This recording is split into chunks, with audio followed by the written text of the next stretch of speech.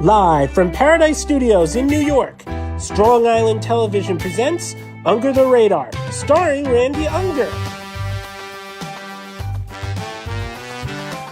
Brought to you by Magnitude Jewelry. Add a 2 to match your attitude.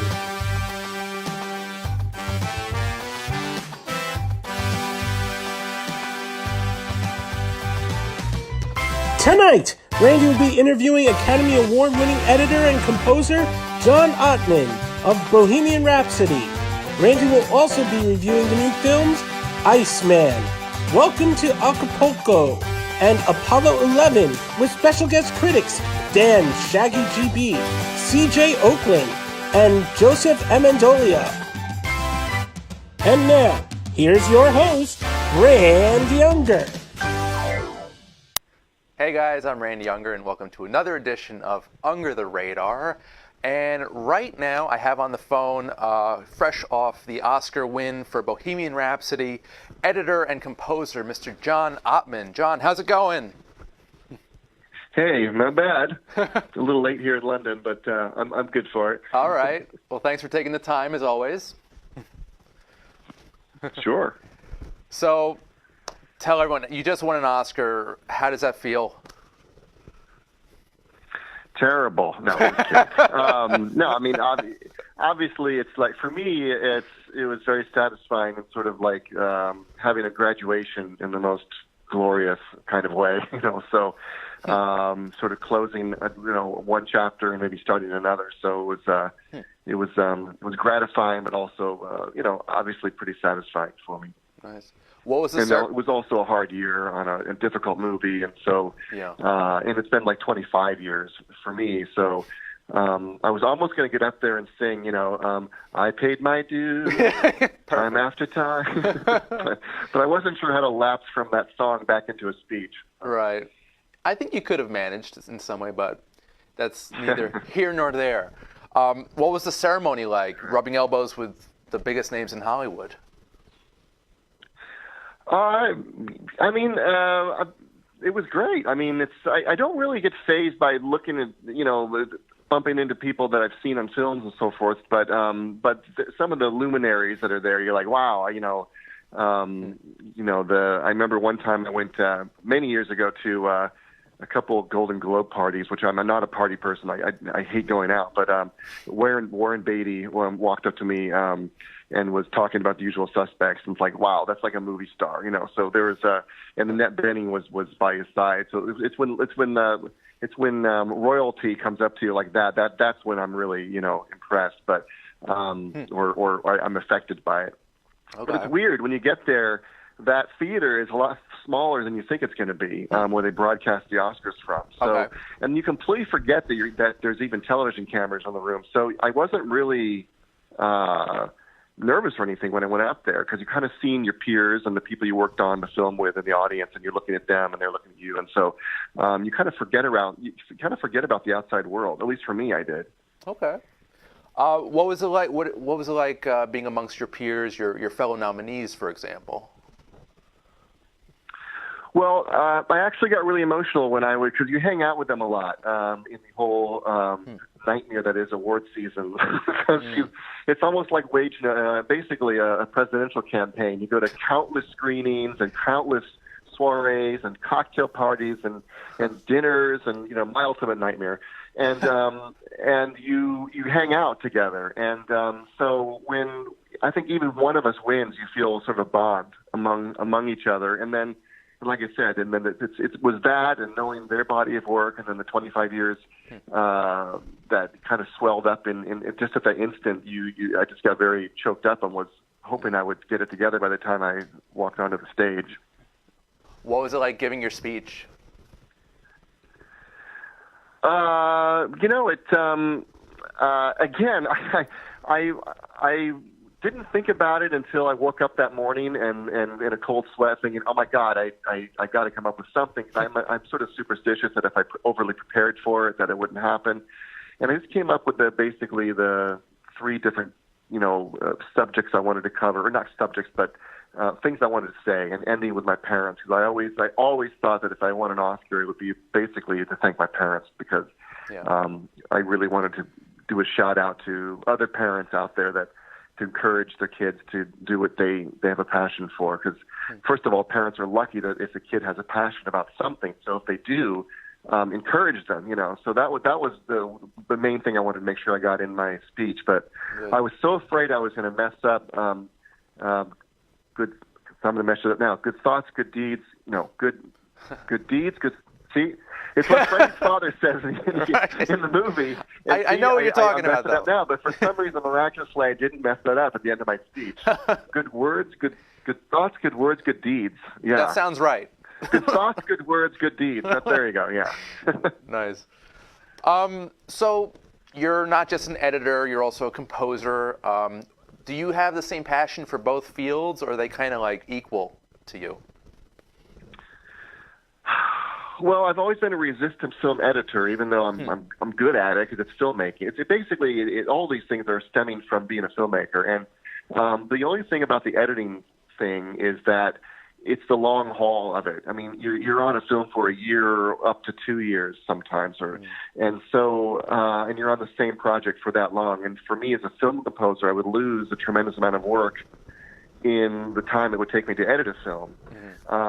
But it's just like with going from people say, what type of film score do you want to write? And I think most of us will say, whatever the thing, different from what I just wrote, so you always want to change up things. And sometimes after I was scoring a number of films, I would feel the itch to sort of be more in control of a movie because the film editor is higher on the totem pole and gets to make more decisions about the course of the film. And so I would feel satisfied going back into the editor's chair because I had some control and some way of, some more direct filmmaking involved in my life. But then after about 3 weeks, I'm like, screw this, it's taking too long. So, and then I start getting itchy to write something. So it's a double-edged sword, but mainly film composing is what I love doing the most, only because I could do more of it and change it up a lot. Okay. And I think I asked you this the last time, but who are some of your film composer influences?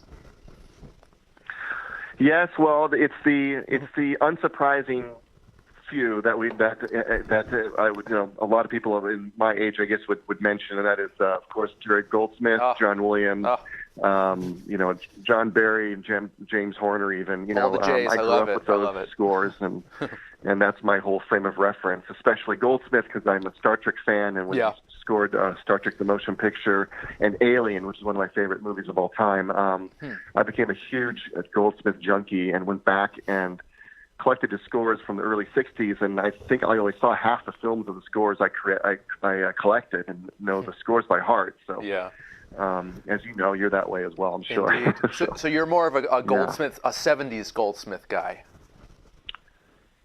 Yes, 70s was his heyday, I think, and 60s he did brilliant work, and then I think he really just had his apex in the 70s, and frankly, I think filmmaking itself had much of its apex in the 70s as well. And then he did a few good things in the 80s, but never in the 70s. And a lot of it is born from films themselves. It's no one can really go out and do a scene for a vista anymore like John Barry was able to do, like in Out of Africa or something, because films don't have the patience to even hold on a shot for more than 3 seconds. And so the nature of films has affected the nature of scoring as well, Yeah, a lot of actually Goldsmith scores in the 80s and 90s, he did some really terrible movies, but the music is so phenomenal that it's very interesting. Oh, yeah.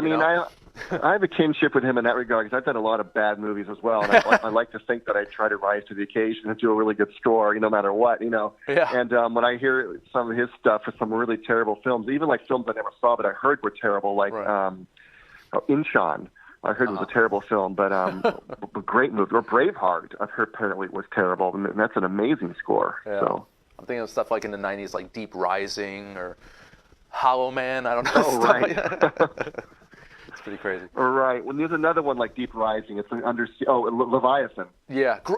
That's a great score. Yeah, but a terrible movie. He tended to gravitate towards undersea monster thrillers. I don't know why, but that was like his thing. I think because when you do a good job on one, they want you for another one. Right.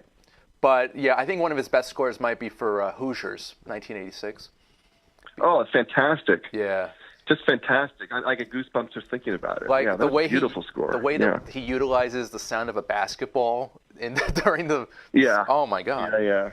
So that's why I gravitate towards the 80s because of his use of electronics and experimentation. That was right. Great era for him.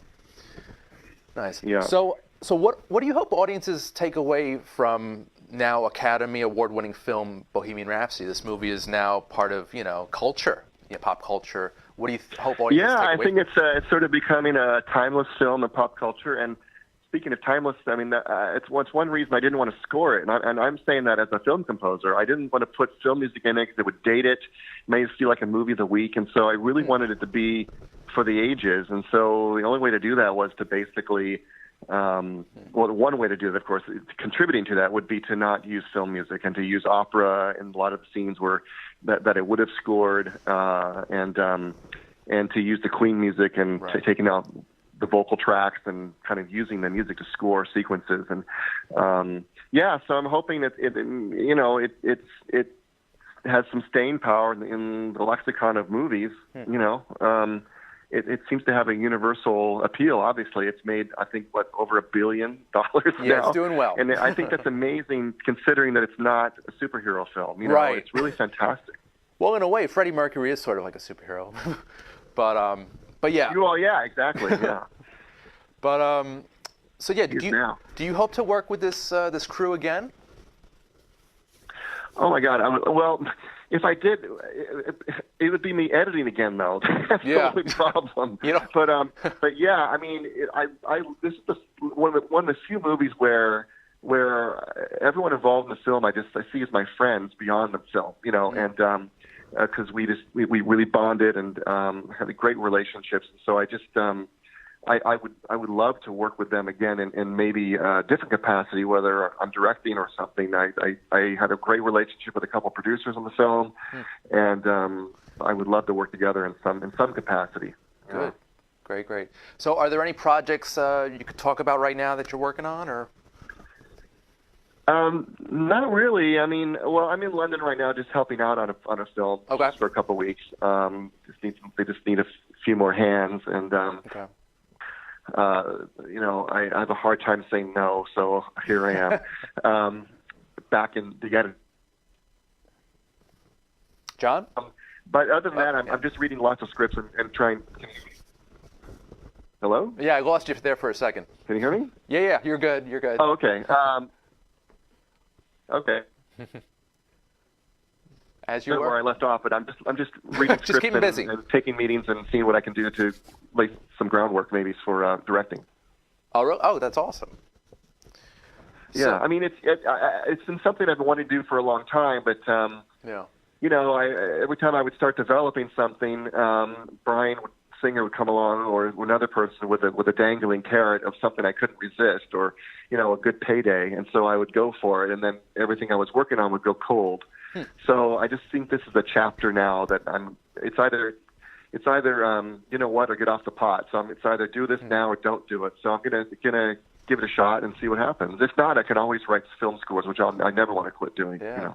It's good to be diverse in your skill set. You always have a fallback position. Right. Awesome. Well, John, I want to thank you for today. This has been great.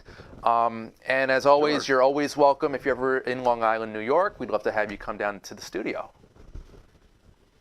Awesome. I would love to do that. Cool. All right, John. Well, have a good night's rest, and we'll talk to you again. All right, great. All right. Thanks for having me. Sure. Be well. Okay. Thanks. Sure. Bye. Bye-bye. All right, guys. So we're going to take a short commercial break for the announcement from our sponsor, and we'll be right back after this. Stay tuned. Under the Radar is brought to you by Magnitude Jewelry. Add a 2 to match your attitude. Patent pending interchange genuine gemstone and crystal EMF protection jewelry. For more information, please visit magnitudejewelry.com/gemgirl or call 718-268-6634.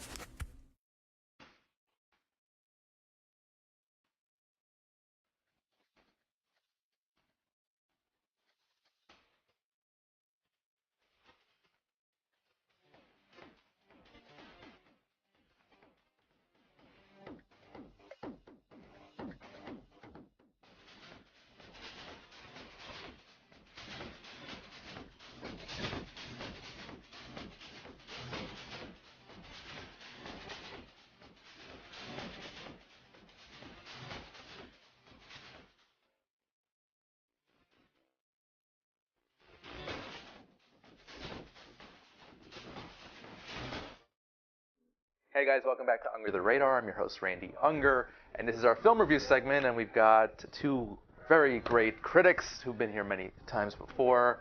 Mr. C.J. Oakland, hello. Yep, back again. Yeah, welcome back. Yep, got blackmailed in right after the last week, so. Blackmailed? Blackmailed? Really?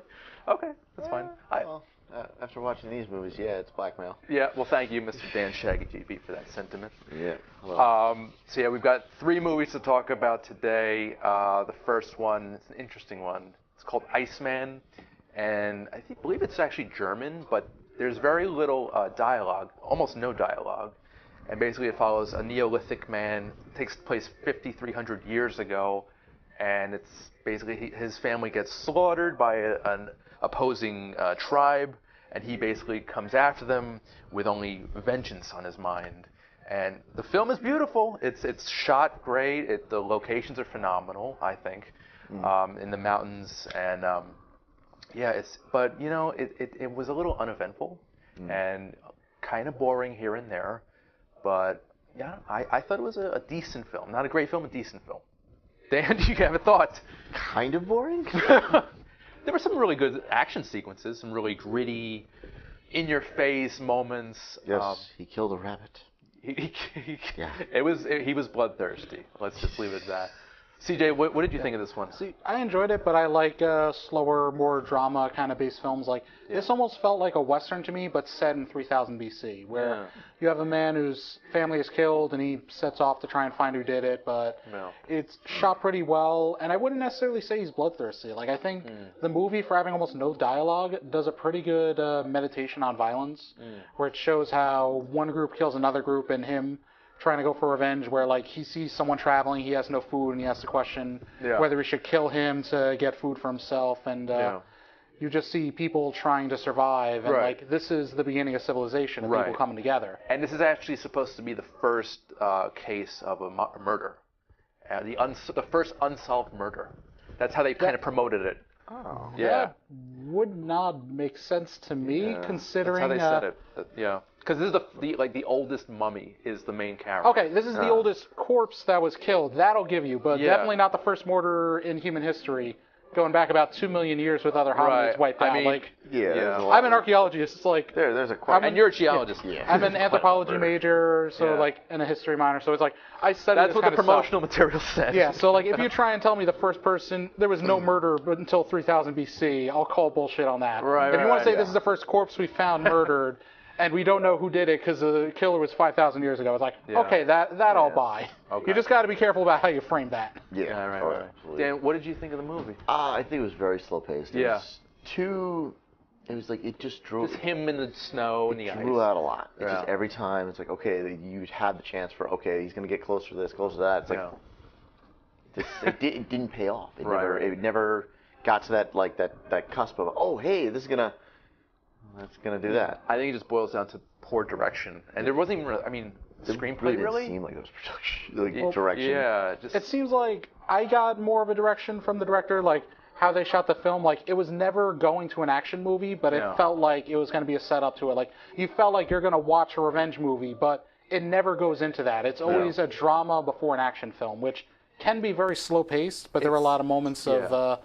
I enjoyed watching it. Like, again, I'm a fan of those kind of movies. It's a thriller kind of wrapped up in like a documentary type of package. A little bit. Like, it's definitely very more focused on the character, considering they're speaking like an ancient language and no one really speaks a lot in the movie. Like, there's a few conversations, but most of it is very silent. I would have also liked to have seen more about the shrine that he carries around, the Tanika. Yeah, like there's definitely something interesting about that, where that's almost like the Pulp Fiction, the case. The MacGuffin. Yeah. Right. That's what they're trying to get. But I did really like how they shot the action scenes. Like the opening scene where the attack happens is a one shot, and it's shot in such a way where it's like it's very slow and methodical about it, where you see like the people moving back and forth. As like any other action movie, this would be an edit every 2 seconds. In that respect, it kind of does remind me of The Revenant, the Leonardo DiCaprio. A little bit. I could see that same style. Being similar, yeah. But although the much better movie. Yeah, Revenant was focused on like the action, everything here. Like this one, I don't know how big of a budget they had to it, but it definitely didn't feel like they're trying to make like a big This like really- Revenge one. This was definitely a smaller film. Oh but- yeah, for sure. There's no big names in here. They could have just filmed this like in the wilderness of, I don't even know where they filmed it, but it's like Switzerland or Germany or like that. somewhere in the mountains in Europe. Yep. But yeah, it could be a really cheap movie. I It thought could, it could but better. they did get a lot a better. lot of things right, and considering like the time period, like I've seen Yeah. like 10,000 BC has no idea what the hell it's talking about as a movie. Oh, with is that being the historically accurate? the one that came out a few years ago? Yeah, the I didn't see that remake one. of the one with Raquel Welch, which was somehow less historically accurate as well. Like neither of them Yeah. were really right. Yeah, how No, can no, you so- know? How can you know? With this one, it's interesting seeing like how the family unit kind of lived back then was very accurate. Yeah. And also it was great to finally see a woman giving birth sitting upright, which is what people have done for all of human history until the 1800s when male doctors suddenly said, hey, we can get paid to deliver babies? Okay, lay down, it's easier for me. It's like, and the women are like, well, it puts me in a lot more pain. Yeah, but it's easier for me to watch. It does make Yeah. sense for them to stand. That is, like, women are meant to give birth pretty much in a crouching position, like gravity to do the work. You Right. don't lay down and push sideways. Dr. Oakland, But thank that's you. how doctors do it. Yeah, that's just a weird thing. Okay. Yep. Dan, final thoughts on Iceman? I don't know what to say anymore about that. It wasn't terrible. It wasn't terrible, but it wasn't good because it was so slow, and it Yeah. always built up to something going to happen, and it just never gave. Well, I'm that. going to always compare it to The Revenant. Did you see The Revenant? I did not. Okay. But- See The Revenant, much better film. Yeah, well. Plus, you've got DiCaprio and Tom Hardy. You can't go wrong there. Exactly. But So- no, yeah, it seemed like they never gave a clue to what was in that little freaking shrine box. Yeah. They never gave It's like a clue to shiny, this. like a reflective stone that's supposed to be their like deity or something. Yeah, it was something that it was just I don't constantly even know. just like jumping. It's a back, relic, yeah. Like A, B, and C, and it was like, all right, cool. The beginning was good. Yeah. And then it seemed like it just trailed. Like a lot of movies we review on this show, I think this one warrants repeat viewings because there might have been stuff that we kind of missed or didn't appreciate when we saw the initial viewing. That's what I'm hoping because I Yeah. kind of want to watch it again because it's a decent film. It really is. Yeah, this one is better than a lot of movies you've shown me. Like, I remember one where it was about, like, a little girl whose grandfather gets lost in the desert, so she goes out to look for it, and every 5 minutes an animal scares her, and then the animal just goes away, and she continues on, and, like, nothing happens. That's a movie of someone wandering in the woods, and nothing happening to them, and Aimlessly. there's nothing of purpose. Right. This movie, there was, like, a lot of very understated human emotion. Like, someone who's going for revenge, wanting to get, like, the box back, but also, like, seeing, like, the toll of doing this. So it could have been just a very simple revenge story, and instead they actually put a good deal of emotion into it, and like showing like a prehistoric man Yeah. thinking like about the murders he's committing, Right. and like what it means about him, what it means about other people. They didn't really get into the and showing psychology. that yeah. happening. Yeah, so- That would have been a good movie. They really focus on the. yeah, like it's there. It's not as present because you can't have characters talking, so it's harder to see. But there is definitely like you can see conflict in him over some of the things he's doing. Yeah. And that's an interesting idea to see in a character who's almost mute to us because we can't understand the language. Yeah, especially like when they just start talking and you're like, all right, I understand. Like the tone, you more or less you get the tone of what they're trying to Well, say. that's the message at the beginning. Like you don't have to understand the Yeah. language to know what's You going just on. get- Yeah, that's what I like. Like, That I'm was glad good. they didn't try to put in subtitles or anything like that. Like, Yeah, it because was distracting. it's like you don't need any You just language or stabbed dialogue. me. for this. Yeah. It's just Ow. okay. Person with family. Person leaves. Another people kill Yeah. him. He wants to go get them. Raising a baby. It's self-explanatory, and that's what I respect about this movie. Yeah. Yeah. So there were a couple things I did enjoy with it. Okay, cool. So would you guys recommend to see it, not see it? I would recommend it if you're a fan of dramas. Like this Yeah. isn't an action or a thriller. It's like if you are a fan of like dramas, foreign films, this would be one I'd recommend. Right. Or if you're fans of cavemen in general. Like there aren't a lot of cavemen movies. Like Not really. It's Yeah. I mean, also Encino there Man used comes to to be a mind. lot of them, and Yeah. they weren't that great. yeah. I think this one. I mean, I obviously wasn't around during that time, but I think this kind of nails it. Like It's pretty well done. Like I don't know about like the exact area, so I don't know the specific cultural things. Right. But for the time period of being like Neolithic, it looks pretty well done. looks like good. Yeah. in terms of the tools they had and like how they were living. So. Yeah. Dan, would you recommend people see it? Yeah, I'd probably say I'd recommend it, but just make sure you Have caution. Go in with caution. go with Yeah. caution. Yeah. Have a cup of coffee. Get like a monster. Do something that like keeps you up at least. Right, like, right. Wires you at least. Yeah. So yeah, no, get yourself so it's like you're energized before going into this movie because it'll drain the living hell out of you because it's just. Well, I didn't feel that way. That's a little dramatic, Dan. I felt that. Okay, you're entitled to your opinion. Of course. When it paces, the pacing was a little just dragged. Gotcha. Going with some caffeine. Yeah, going with caffeine. All right, guys. So Iceman opens March 15th in New York at the Cinema Village, and it will be also available on video on demand. Now, next up, I don't know if this is probably worse than Iceman. If it's Welcome to Acapulco, it is Welcome to Acapulco. Okay, so a video game designer finds himself on the run from powerful criminals in Acapulco, Mexico, for strange reasons that are kind of unclear. Never explained. Yeah. It's like, oh, this is were you paying attention? Right. Really? How can I pay attention? You didn't give me anything to make me. My draw focus. My draw was William Baldwin and Michael Madsen. I mean, I love Michael Madsen. Yeah. He's a great actor. He's always a great villain. He's a great villain in this too. Oh, absolutely. But unfortunately, I don't think it saves it from being a mediocre film. No, like, CJ. My problem with this movie is that it has no faith in the audience at all because they rely almost entirely on him as a narrator. He talks for almost half of the film. And the lead actor, Michael Kingsbaker, I don't really know who this guy is. He's like a hipster actor. Talks forever. Yeah. Like he talks for half the movie as a narrator. Yeah. And also they put in like video game card titles of every bad guy and every character. Yeah. And the problem is they tell you everything. Like there's like this kind of movie is set up where he's set up by someone he thinks is a friend to accidentally get sent to Acapulco, and he has a package on him that now everyone wants to steal. So you got like the CIA, Mexican gangsters, like everyone wants him. Right. And this is a movie that's been done a dozen times over, much better, by everyone ripping off North by Northwest. Right. This and is total. This movie, Alfred Hitchcock, there's so much you could do simply. Like. Yeah. This movie could be done so well, so easily, where like you just need something enjoyable. You have, okay, there's all these interesting characters after him. Like, can we trust them? We don't know. And there can be a lot of good tension there. Get rid of the narration. I think it would have been a lot better. Because every time a character was introduced, they did a big video game slide. So it said, bad guy for this character. So you know he's always going to be bad. Right. They have the girl come in. It's like, oh, can you trust a girl? Ally. I love her. She's my girlfriend. Trust her the entire time. It was a little over the top, also, goofy, unnecessary. Like, usually I go into these movies like try not to give spoilers, like I want to show over people. I'm going to say this because they give it away 8 minutes into the movie. They show a guy and say, okay, he's the director of the CIA. And they put in big letters, he's corrupt, and like a bunch of other little things, like he works for the evil senator. And then they show the senator and they say, senator, also corrupt, and doing this. Corny. And then an hour into the movie, they have the guy who you think is the bad guy reveal the real bad guy is the director of the CIA who's corrupt and working with a corrupt senator. And it's like, how could anyone have seen this coming?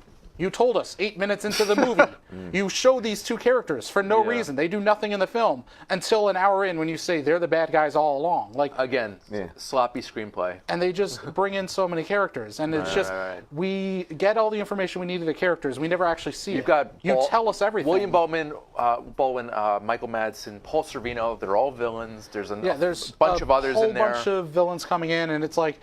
The problem is too many characters. You have it being told like a narrator where he's saying like, oh, in the showing in the beginning where like, oh, all the police are coming in and you see him get shot and is he dead or alive? We don't know. This happens in every movie, so we can never know how it's going to turn out. And him talking as a narrator, explaining what happened. So the narrator has knowledge of the future. He knows who everybody is. The main character comes in no scene whatsoever is he ever explained who anyone is. Except when, like, the girl Adriana is, like, explaining what's happening, and he purposely doesn't listen because he's fantasizing about, oh, she can be my girlfriend now, and I love her, and what will our kids be like? And then in the next scene, he says, oh, Adriana's mad at me because I didn't listen to anything she said. Which, that would have been a fun scene to watch. Why are we just being told that? And then she leaves. And then suddenly he's talking as if he knows who everybody is. Like, he has knowledge of things that doesn't happen. Like, when he turns a corner and sees the Mexican gangsters there, at no point in the movie has he seen the Mexican gangsters at all. He is not aware that they're after him, but he sees them and goes, oh shit, the bad guys, and starts running. And the narrator thinks, how do these guys keep finding me? How do you know they're after you? They've never found you once before. Why are you asking that question? Dan, what do you think of this? Obviously, CJ has a lot to say. CJ has a lot to say. Actually, I'm CJ, sorry.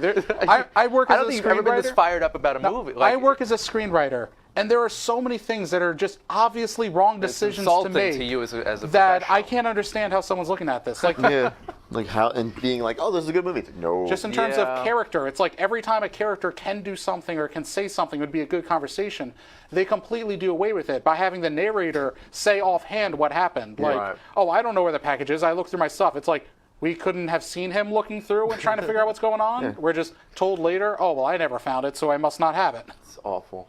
Awful. Just a Like- disappointment oh god, all yeah. around. It is a disappointment. But no, with me, like with what I I don't know. Did you like this more than Iceman? I was going to ask you if you hate me. That's why, because you've given me 2 movies in a row that are just like why. Yeah, I gotta. But this one, my screening process has to be a little. This one, good lord! Yeah. Like I swear to God, I think you have it out for me. No. Like this movie, I've like there have been movies that, like CJ said, that have done it better. Right. By Northwest. Kiss Kiss Bang Bang. Ooh, They good actually one. did it like a pretty well job. Like Nice. where it was like, okay, when they stopped the action, they were like, he was like, oh wait a minute. He made sure. He told you, oh, I'm telling you this from the future, so you know I'm not dead. Yeah. He told you straight out. He gave you a layout, but he's like, I'm not telling you anything. I'm gonna keep little hints. Yeah. This one, yeah, like CJ said, it told you straight out. Right. I'm screwed. I did this. I have no idea what's going on, but I know why. I didn't Also, do it's like anything. when they have the opening shot where it's like, oh, it seems like the oh shit moment, and then there's a fast cut of he gets shot in the chest and him falling into a river, and you're like, will this main character survive? And it's like, I know for a fact he's going to survive because You're when- hearing him speak right now. Well, it's not even that. It's because the shot of when he's shot in the chest is the most blatant that, okay, clearly the bullet didn't hit him and he's wearing a bulletproof vest because he's the only person who's shot and doesn't have a giant CGI spray of blood come Yeah. out. There Every was time. There's too just many of that. bad CGI blood. Also, side note, that the main actor, he's actually a stuntman, so I think he did that stunt himself. So, Oh. Okay. Okay. that's I guess like, how he got his Some break of the stunts into. aren't that bad, like, Yeah. and I don't mind the acting. It's just we never really get to see him act. We're always told what happens instead of seeing him actually doing it. Yeah, I just There's no character development. and he wasn't a likable character Yeah. at all. Oh no. Yeah, not I at thought all. he was awful. And- Or, as a character, all we know about him is he plays video games. Why? Right. Because he keeps telling us in him as a person and as a character that he designs video games. He never goes beyond that. He's like a lesser-known Jason Schwartzman. Yeah. But also, no, like, Jason Schwartzman's actually good. A good actor. Yeah, he's actually a good actor. One of the things that like I definitely noticed was like every time the action would start up, it would get okay. It's like, oh, we're picking the pace up. Okay, cool. It would immediately hit the brakes and go, oh wait a minute, I forgot to tell you this. It's like, Yeah. dude, you're just running don't- from them. Why are Yeah. you stopping and telling me? Oh, maybe I should have watched that. Yeah. Okay, congratulations. Get back to what it we were always doing. undercuts the tension, and like they're trying to treat it like a joke, like they're trying to be like They're trying to breaking be the fourth clever. wall and be metatextual Yeah, yeah, about yeah. it. But the problem is It doesn't when come you off point out the joke or point out something that's going to happen, you undercut it. Like Right. a moment where like Michael Madsen is about to kill someone, and you just have it actually freeze frame and him going, "Hey, I wonder what happens when you get fired as a bad guy." And Michael Madsen stabs someone. And it's like, "Oh, that's what happens." And it's like we knew that was coming, and we were looking forward to it because it's like, "Oh, we get to see Michael Madsen be a bad guy." No, we just get it as a punchline to Yeah. his bad joke. Right. There's a lot of direction this movie is going Yeah, in. it's It leaves you with your know head, where the scratching hell- your head at the end. It's like, what the hell did I just watch? Why did No, I? I didn't scratch my head at the end of the movie. I was like, this is just awful. It's horrendous. Yeah. It's a train wreck.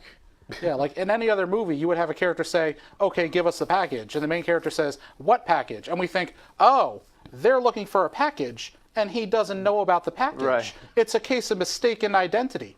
Every movie does that. Yeah. This movie has to pause it and say, if you're confused about why they're asking me for a thing that I didn't get, it's because I'm confused too. So the whole meta aspect of it, It was- you didn't think it's just bad. It's bad, yeah. Honestly, it feels like they're trying to make an action movie inspired by like Deadpool and Scott Pilgrim, where it's trying to play with it, but it doesn't understand how to play why with it. breaking the fourth wall worked with Deadpool, Yeah. or why the video game elements in real life worked in Scott Pilgrim. Right. It'll just have him look at a girl that he's never spoken to for an hour with 8 lines of dialogue, and now he sees video game hearts behind him and like, we're a girlfriend now, which I really hated that Yeah. because well, one of the things I was despising was the fact that every time he had like some kind of inner monologue, or like towards the end when you would see him and just be sitting there like during big action scenes. Yeah. You just see him like. And we're hearing his reactions to and it. eating popcorn. It's like, dude, what are you fucking doing? Yeah, Seriously, what are you doing? It's like, And you know, this movie had 5 writers. It had two It writers shows. and 2 writers and God. 2 people who contributed to the story. So it had a whole team of writers here. So 4 I people. mean, Wow. what it seems like to me it almost... had 4 writers. It almost seems to me like they had an action movie with Billy Baldwin and Michael Madsen and some other people. Right. And the movie doesn't work. So they said, let's make it a comedy and bring in a new person. Right. Like they bring in this made-up main character. Like This feels like it was a thriller, like a straight-up drama. One of my dramatic favorite thriller. movies is the 1954 Godzilla, which, like, the original Japanese one is a classic. And when it came to America, they didn't want to dub over all of the Japanese. Like, it would have been too much work. So what they did was they brought in an actor as Raymond Burr, where he's a reporter. And every scene that happens where, like, the Japanese parliament is talking about Godzilla and all the stuff happening, it'll just cut to a clearly different courtroom as everyone is talking in the room. And Raymond Burr's sitting there smoking a pipe and thinking, and turns to his Japanese friend and is like, what are they talking about? And he explains what the scene was. Oh, perfect. And that's what it felt like was here, where they just stuck on a character and had him explain everything. Yeah. Wow. It felt like most of this movie was ADR, like it was added in afterwards. Dan, you're a Godzilla fan. Do you agree with that sentiment? Oh, absolutely. Oh, absolutely. There was a good amount of times, like the original Godzilla, I loved, but when like in the American version, like those two, like I loved them like immensely. When I watched like Shin Godzilla, I was a little like taken back because it was like, all right, now we're going back to the whole okay, like because when they did the Parliament like scenes for like the original, it was actually done like pretty well. When they actually were like, okay, they got into like things that were explaining. This like when Shin Godzilla came out, it was just literally just, well, we have to put policy in front of this. 20 minutes later, our policy doesn't work. We have to talk about this more.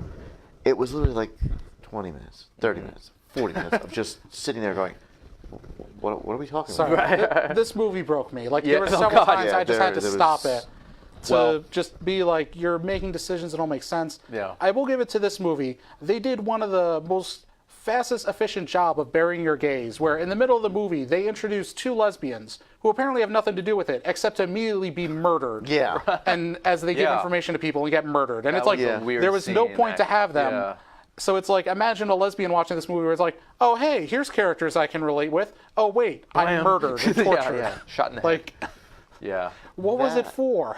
That and also the guy, what was it, Wood? Joe Wood? Or Jen? Oh, yeah, the friend? The Yeah. friend, that was Thomas Changing Wood. appearance. Thomas Yeah. Wood. Yeah, where they're like, he's a master of disguise, and every scene he's wearing a different beard. Yeah. I Like, was if you watch that's this movie and there's stupid. anyone with a beard, it's the same guy. Yeah. They're either both going to say it and not explain it at the same time. Yeah, and they stop it'll it. make no sense. And they're like, does that look like that? No, that looks like Tom. That looks like Tom. It's like, oh, that is and Tom. here's the thing, like, because it has nothing to do with the scene, it doesn't work. But I would have loved a scene where you have this guy as like the one who screws over his friend, Yeah. and later in the movie you have that character wearing a disguise, and they introduce him with a different name, and it's like the bad guys are like, oh, here's an expert, he can help us. And when he shows up on the golf course, he's like, wait, Tom, is that you? And he's like, no. And it's like, why are you wearing a porn stash, Tom? And it's like, just blows his cover. That would have been a hilarious scene. Yeah. Like, I would have loved to have seen something It like would've that. A made it a bunch little of bit better. missed opportunities here, and Yeah. it's sad because it's got a Not pretty just decent cast. bunch. It was too many missed opportunities. There's so many ways you could have changed it to be better. Yeah.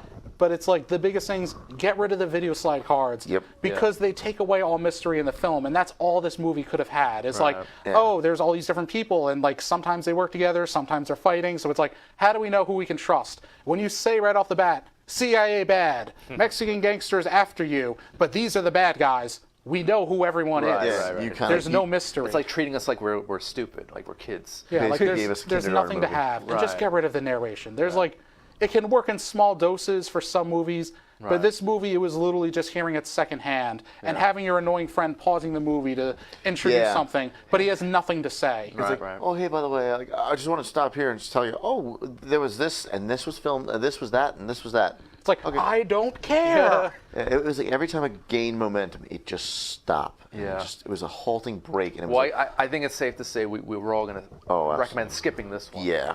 Yeah. Yeah, this Lead. movie, like, I saw a note in it where it says, like, it's a rough cut, it's not the audio done. for the love of God, do work on this movie. If you put it out like this, it's just a mess. bad. Like, Just no. It's embarrassing, actually.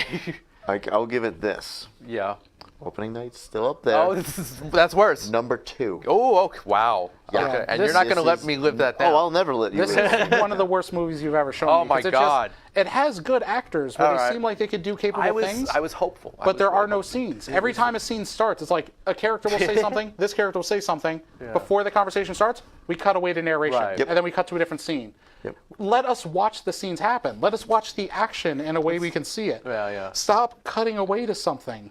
Stop having the narrator just explain what's happening. Like, let us watch the movie. That's what we want to see. No, This whole don't watch movie- the movie, guys. yeah. Don't watch the movie. This whole movie was a cut and paste operation. It literally there was 2 scenes. I was like, I don't even actually no. I don't care that if I spoil this crap. Okay. Because no, I'm telling you right. Don't even see it. It don't even. It's The not movie worth spoils it. itself. There's like almost nothing to hide. Yeah. So go Like ahead. it swordfished itself. Yeah. When it's like, oh hey, I like have- Swordfish, I actually. loved Swordfish. Yeah. It was one of one of my top favorite movies, and then more came, and I was like, oh, I like that one better. Travolta, great villain. It was Travolta, Hugh Jackman, Halle Berry. Yeah. Everything was just like it was the perfect heist movie that didn't show you it was going to be a heist movie until it was the magic trick at the end. Yeah. And it was like, oh, I wasn't looking, but with this one, it's Swordfish because it was like, oh, I have an idea. Immediately when he said those words, I was like, I know exactly what he's going to do. Yeah. And here's the thing. Yeah. The main character doesn't do anything. At the end, it's literally like the bad guy goes to do something, and then it's like, my plan won't work. What happened? And the guy's like, I was off screen. I did some coding stuff, and I stopped you. I'm an action hero only when I'm not on screen, as you want all of your main I think characters to be. his exact phrasing was action star. Yeah, and he's saying, and it's literally a flashback of it was like, if this works, we'll win the movie. Yeah. And then it's just, but then we didn't see him do anything. He's just standing there the entire time and says, I did a thing, and now I win. That's such an awful resolution to a movie. The final action scene where it all comes together isn't even involving any of the main characters. Yeah. We just see Mexican gangsters fight some other thugs who are brought in, and literally you do a video game style where it's like, it's this guy who was apparently named Raphael. I didn't know that the whole movie. Yeah. So it's just Raphael, who's like the 7th most important character in the movie, 7, 8, somewhere around there, versus a guy who's just named Thug. And that's the big final fight of the movie until everyone gets together. He says, I won off screen, and it just ends. Like, Dan, you had a thought. Oh, I Before we get into our next movie, I want to hear. sorry. it, I want to get to Apollo 11. We're almost there. Luthor'd it. That's what I'll say. Yeah. They Lex Luthor'd it. All right.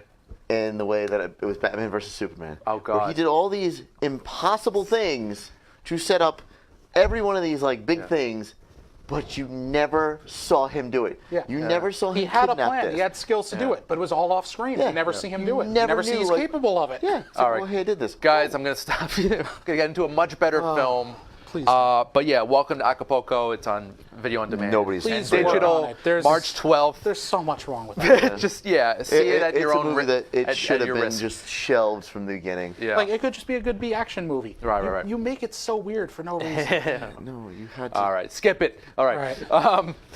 Apollo 11, guys. Yes, thank you. Dan, I know you didn't see it. Unfortunately, I was not able to. Oh my God! But everybody else, you have to see this movie. It's I see the movie. It's really good. Like, it's documentary footage from. it's the one of the Apollo best 11. documentaries I've seen. Like, Yeah. it's so engaging. It's so fun to watch because it's not about interviews. Like, they don't Yeah. have like. It feels like they don't cut away to narrative like feature. people talking. It literally is just all the footage from the event in July 1969, where it's showing like the mission control. It's showing the bandstands, like all the people waiting on the side of the road Yeah, with some of the- families. that was some of the best footage I've seen, where And you you know just what? see all the people waiting. If you watch, this happen. watch Apollo 13, Ron Howard's film, it kind of feels like note for note in a way, like the same progression in which the story unfolds. It's like I think he studied this footage for that movie, but it felt great. Yeah. It felt. I mean, I was blown away by this. It was- and I've been a NASA fan since a kid. I'm sure you guys too. Absolutely. You know, following.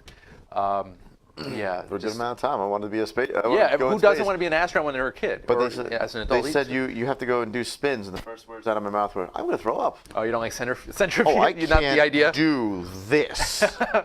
This is bad. And I go on roller coasters, and like after I get off the roller coasters, the only thing you see me do is go by the garbage can. Oh God. I'm good. All And right. then walk away. So NASA's not for you now. But you can watch the movie. I could watch. You could work at Mission Control. Yeah, no. Potentially. There's math. Yeah. CJ, what do you think of the movie? I loved it because Yeah. it's like I saw First Man last week actually for the first time. Yeah, that I was haven't great. watched the movie. And This was better, I think. It's way better. Right, Like, right. First Man was a good movie. Like it had really good effects. I give it that. But it felt like it was only about these three men. Like it's weirdly focused on Neil Armstrong, where like it starts with his daughter dying and then him trying to go to the moon. So it's like, is he trying to go to the moon for revenge? Like I don't know how that fits in. Like it's such a personal Damn you, journey of moon! him You took my daughter. that it doesn't seem to have anything to do with like the actual event of like the moon landing. This one felt like a personal film. Like one of my favorite things was at the very beginning when it's like they have one of the cameras set up in Mission Control because they're recording everything for posterity. So they have like a camera sliding along and you see the rows of people. And every now and then as like you see the people talking, you see someone look over the camera and smile. And it's like, it's the people who know what they're doing. Like, it's not shot in a way where it's meant to look like a movie. This is just them shooting themselves in this historic event. And these people here excited to be doing this. They had hours and hours of footage. It's crazy. You see, every single one of these people is passionate about what they're doing. There are thousands of people working, everyone in like the white suits and the black ties, and they're all standing around talking about numbers. And every now and then they're like laughing with each other. They're smiling at the camera. Even Neil and Buzz in the space shuttle. Yeah, they're so funny. They have such great jokes. And it's like, it's not written comedy. It's just literally like, they have them sitting there at Mission Control, and they're saying, Buzz Aldrin, we don't have like your heart rate showing up. It's like we don't see like your pulse coming in. And he just said, and like as he keeps trying to fix it and it's not working, he just says, "Hey, if I stop breathing, I'll just let you know. Just remind me remind me how to breathe or something like that." Yeah, and then you just see here everybody laugh, and there's something so great about that you didn't see in First Man. Like no one would crack a joke like that. Right. It took itself too seriously, I guess. Yeah, like it felt like a movie where they knew. Like they're doing an important event, so it's a serious movie, and it doesn't feel like a real movie. And they document every like footstep down the ladder until he reaches down to the moon. I love the fact that they use security footage. Like they show people working on the ship in like one frame, and on the other side of the screen they show the astronauts coming in. Like it uses the footage so well. Yeah. And the pieces of the ship where like the ship has to come together, they use the cameras on the actual ship in space. Like you see the real halves of the spaceship coming together and like slowly docking from one angle, coming from the other perspective, and then both at once coming together. And it's such a magnificent shot. Yeah. It's so cinematographic. It's such a beautiful thing to watch. And it wasn't meant to be. Like this was just functional. It'll be nominated for best documentary feature. And it's such an amazing thing. Yeah, this is. If not going to win next year, it should win next year. It should. This is hands down one of the best documentaries I've ever seen. I think it might be the best or top. It really is. Like I've seen really good documentaries that are stories, but this one it just had such human emotion in the way it's shot and how it's put together. Dan, are you a big documentary guy? I'm never usually a big documentary fan, but certain ones will catch my interest. I think there was they had a documentary on the life and death of Superman. Oh yeah, that was where it was like the Nicolas Cage movie. Cage movie. I've only seen clips. I haven't. It was. I just remember it's a fun movie. Yeah. It's a very fun awesome. movie.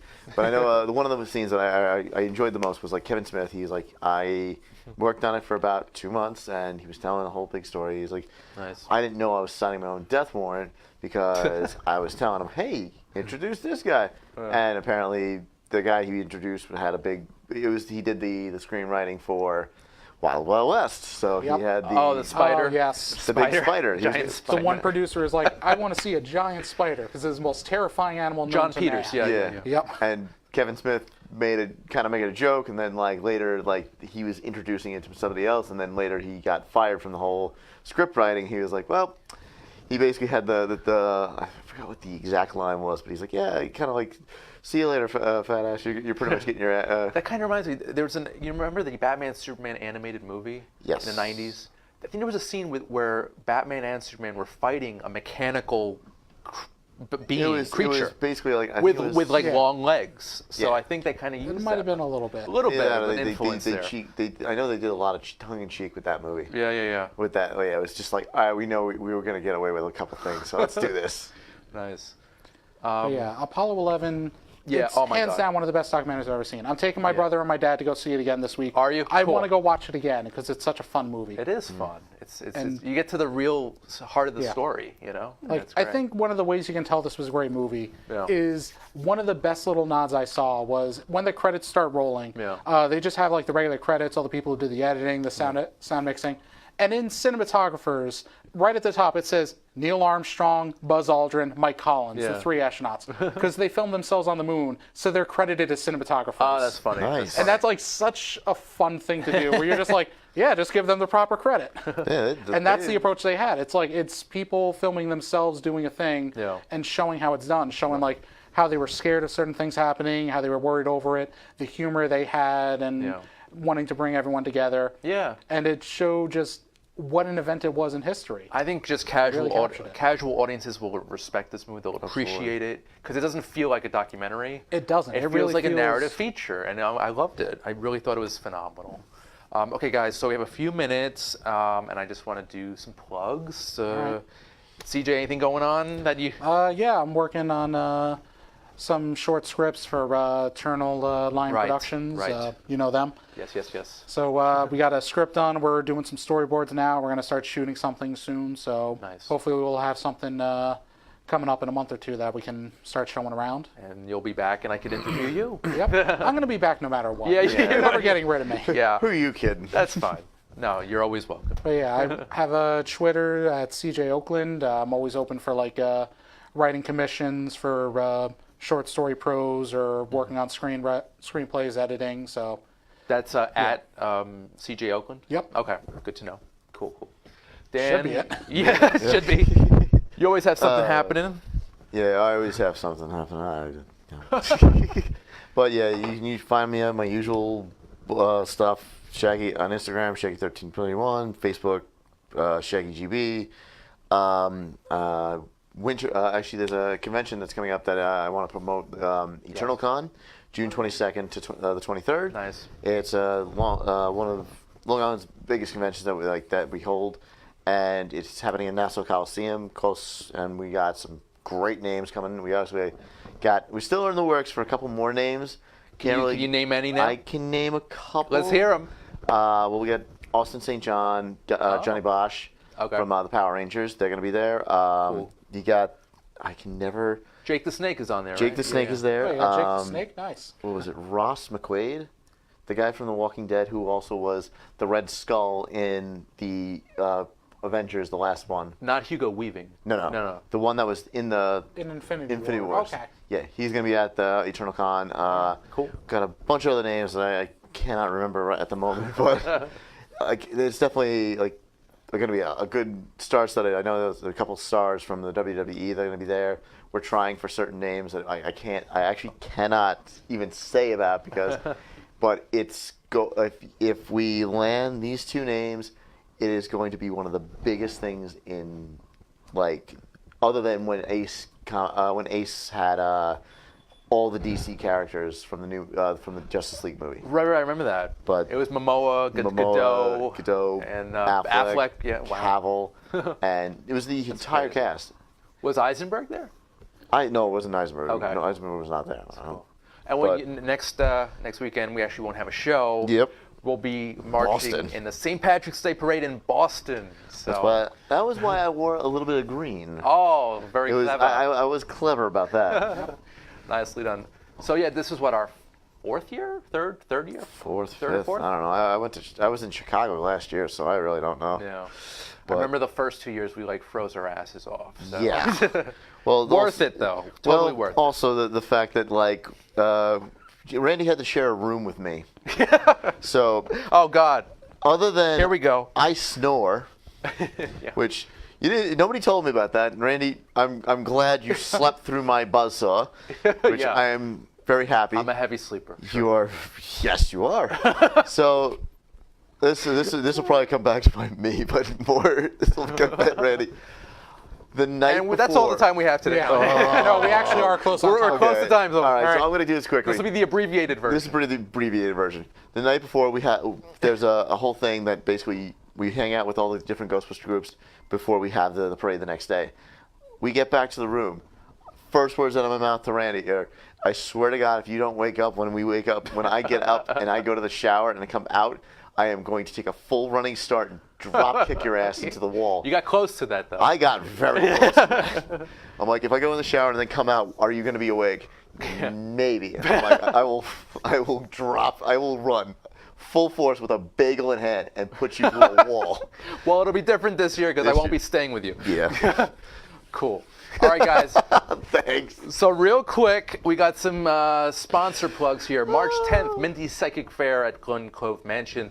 March 22nd to the 24th is the New Life Expo in Manhattan. April 10th is Mindy's Psychic Fair at Plainview, Long Island. April 28th is the Awaken Fair in Tarrytown, New York. May 7th is the Psychic Fair in Plymouth, Massachusetts. May 11th is the Holistic Fair in Chicago, Illinois. May 16th, the Boom Business Expo at the Hilton Hop Hog in Long Island. May 19th, the Psychic Fair at the Hampton Inn. And June 19th, the Psychic Fair at the Courthouse Marriott. So guys, I want to thank you for being here today. You're always welcome, you know that. Yep. Sorry about the movie choices, but they'll hopefully be better next time. Hopefully they'll be better. Hopefully.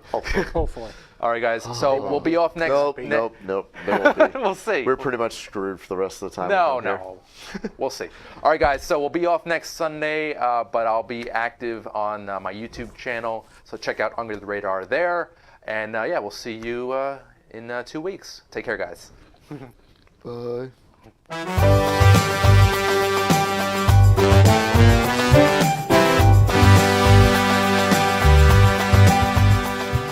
Under the Radar is all new next week with more movie reviews and interviews on Strong Island Radio and Television.